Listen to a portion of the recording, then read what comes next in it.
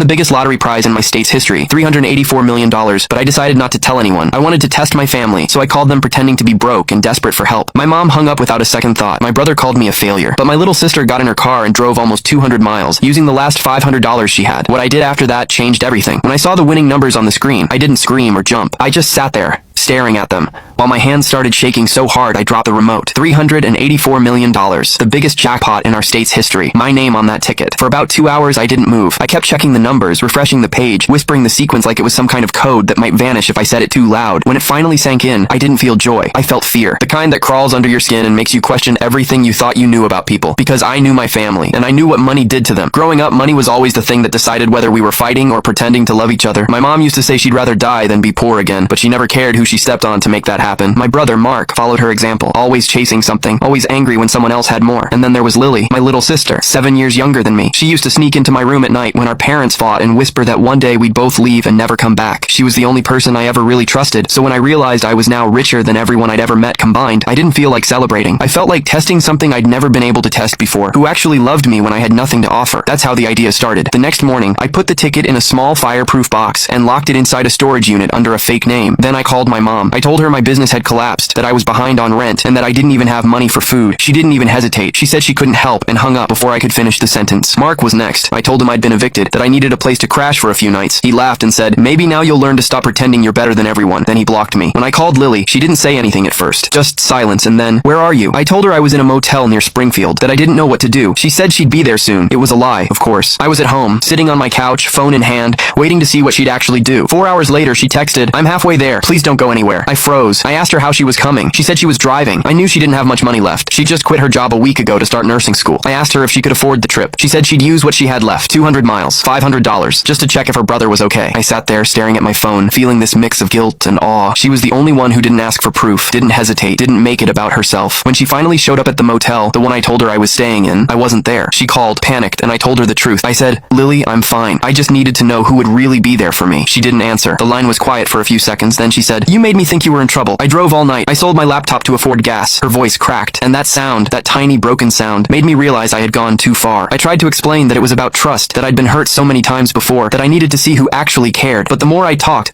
the more I knew it didn't matter. I'd betrayed the only person who didn't deserve it. She said, "You wanted to know who cared? Now you know." Then she hung up. That night, I sat in my car outside her apartment. Her lights were off. I didn't go in. I just stayed there until sunrise, holding the lottery ticket in my hand and realizing that for the first time in my life, I couldn't buy my way out of what I'd done. And what I decided to do next changed everything. The next morning, I drove to Lily's apartment before she could leave for class. I expected her to slam the door in my face. Click the link in my bio to get the full story for free.